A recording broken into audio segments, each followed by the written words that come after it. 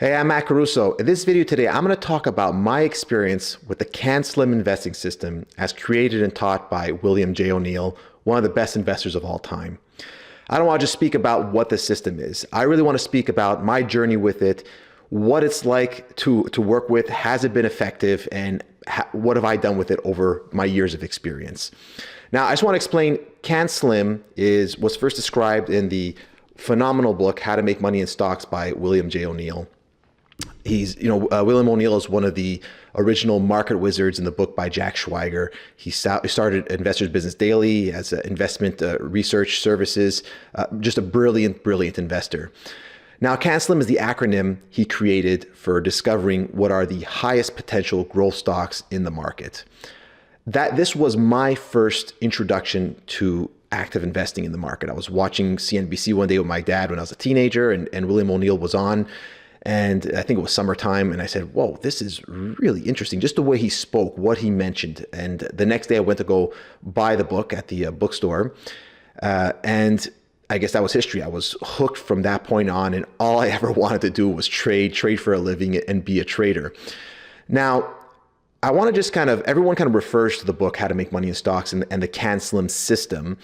And I want to just also break apart what I think is a bit of a misnomer. So, CANSLIM is one of the elements of this book, but the book goes way beyond just CANSLIM. CANSLIM is basically the acronym describing what are the best elements of the best future growth stocks. So C is for current quarterly earnings, A is for annual earnings and sales, N is for new products, new highs, S is for sales or supply demand.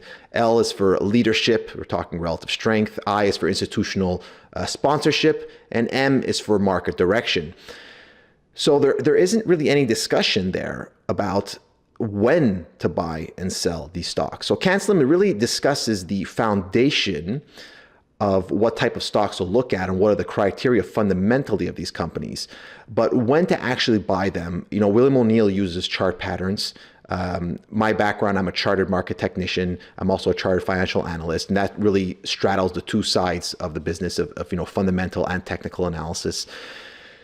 And William O'Neill spent so much time in the book discussing how to interpret charts, when's the right time to buy, when's not the right time to buy, when is the right time to sell. And my initial experience with this book was buying the breakouts as the book describes and experiencing a lot of failure. Now, I have another video which describes different system types and what it's like to live with them and the key variables for system success, win rates, and gains versus losses.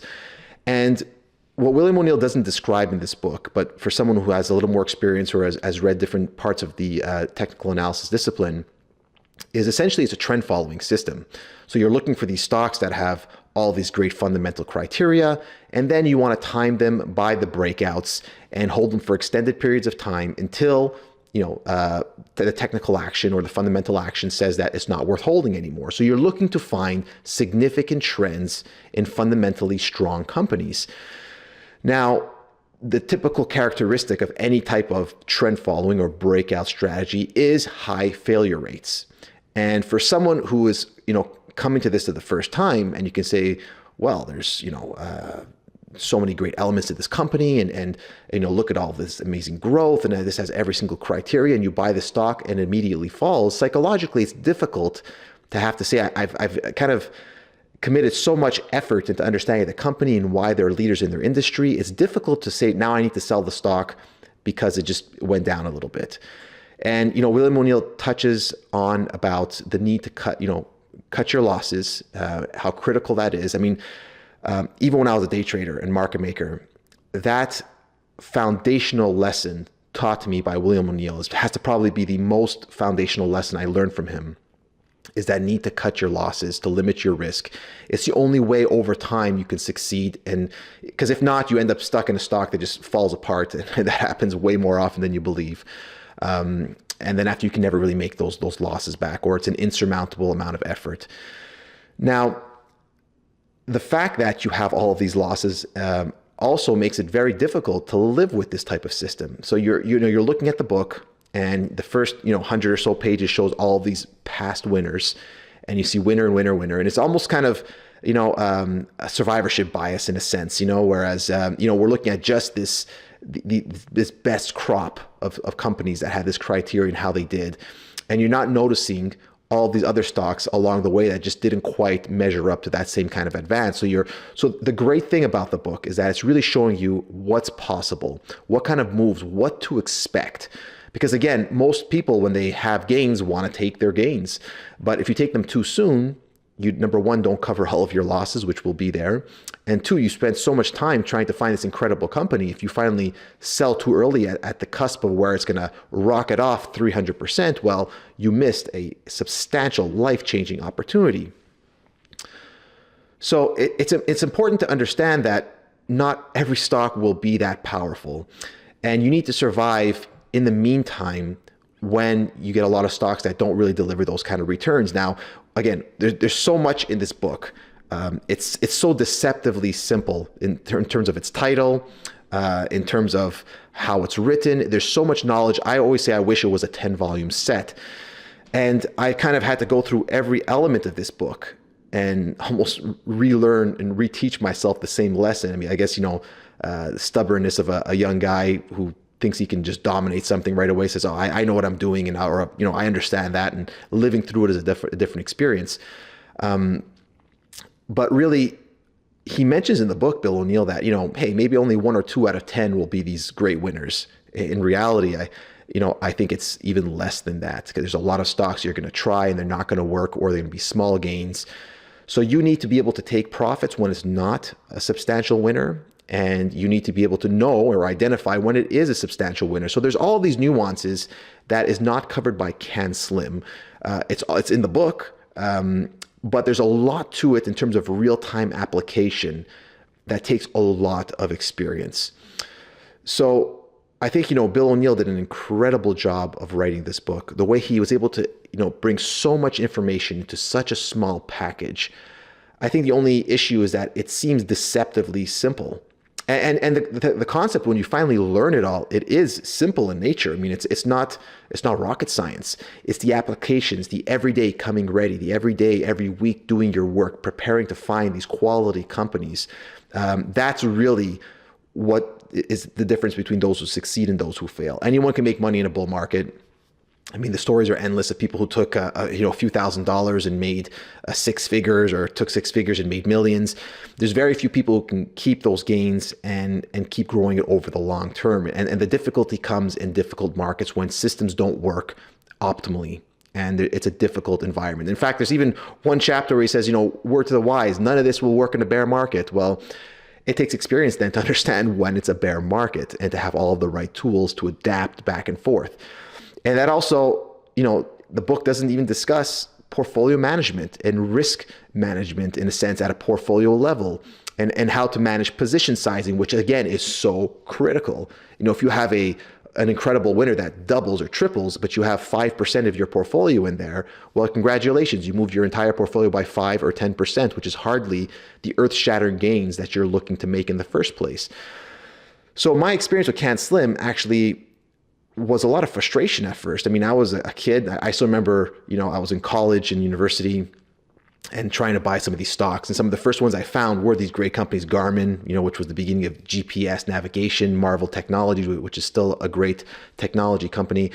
And I think the first 2 stocks I bought just like gapped down on earnings. I didn't know what an earnings report would be or what that was. So you have to, trial by fire, learn in the market what it's really like to live with. But I remember, calling on the payphone, the broker, and you put in the code, and you check what the quote is and saying, whoa, this gap down, and oh, this gap down. And it's incredible frustration, because you have this, again, bias as to where you think, hey, if I find all of these stocks and we just kind of break out, it's going to run away, and it's an endless stream of profits. Now, that's not the way the book teaches it. He does describe, like I mentioned, that not many will do this, and you need to cut your losses. So this is not a slight against William O'Neill. It's more about just, I think, the perception, maybe my faulty perception as a excited and a passionate person when it comes to investing, about what I was envisioning, and how I think it's the natural human instinct to focus on the good and ignore the bad. And so my focus on what the amount of money I could make kind of allowed me to ignore the hard parts that he discusses, such as this won't work in a bear market, or hey, only a few of these stocks will be really great stocks, so you better be sure to take your profits on the others when it's not a great company or a great stock. And so that's just my experience of CANSLIM and how to make money in stocks. Now, I'm talking a lot about negatives here. I have to say this book changed my life. I'm a regular guest on the IBD Live, which is part of Investors Business Daily, created by William O'Neill. And it's a real absolute pleasure to be on that program and discuss with them, because after I read this book, I just knew this is what my life was going to be. Now, like I said, I know a lot of things are probably not covered in the detail that I would have loved to see in the book, because I wish it was a 10-cent book.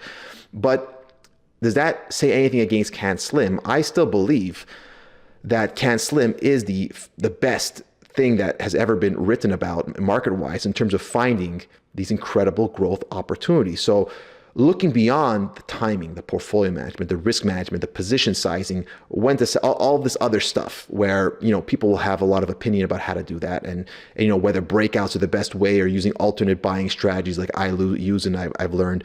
But the CANSLIM is really mostly a fundamental basis up to what stocks to buy and when to pay attention to the market and when to buy or sell in general.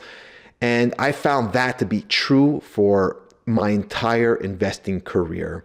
All of the truly great companies that I've seen come and take off and have phenomenal advances, and some I've captured myself. I mean, some of my first great winners were Netflix or Lululemon. In 2020, I was able to capture many when I was in the U.S. Investing Championship, and I had a 346% return that year. I broke the 9-month record for the championship, going back to the 1980s. And the foundational tools I used to find these companies were the CANSLIM system, what are earnings, sales, and the rest. So I believe the CANSLIM system still is the bedrock of what type of companies I'm going to focus on. I just feel that relying solely on breakout type strategies, although may be successful over the long term, may be difficult to live with, and there's a high degree of failure. I myself have kind of adjusted that part of the approach, and I use my own technical knowledge that I've learned as a day trader, market maker, all of the minute details of accumulation by institutions and detecting strength in the short term and finding very good high reward, low risk setups, allowing me to build size into positions, allows me to safely buy many times and get into position concentration to make a lot of money off of these, incredible advancers while controlling my risk along the process. So there was a lot of growth, self-study, self-review, portfolio management skills that I had to bring in to the approach that helped me to use it successfully. So I think it's an absolute must-read, anyone who hasn't read it. And I hope my experience and kind of learning what it's like to live with the system, kind of shedding a little bit of light on what's, covered maybe, but not as explicitly as I would have needed for myself, especially as a young guy, like I said, just focused on the good and ignoring the bad, as well as, all the important elements that are needed and the strengths and weaknesses of the system in general. And again, I think it's a wonderful book, wonderful understanding of what are the key variables that drive these stocks, how you get about to implementing it in terms of timing, position sizing, portfolio management, etc., is an important component that you're going to need to bring to the system if you want to fully maximize your gains and ensure your profitability and ensure that your personality can work with the system, because it can be the best system in the world if you can't live with it, if you can't implement it, because it doesn't work well with your risk profile, with your thoughts of win rates, etc. Well, you won't be able to apply the strategy anyways. So that's my experience of CANSLIM and how to make money in stocks. What's been your experience? Leave a comment in the comment section below. Again, if you like this, please like, subscribe, and talk to you soon. Thanks.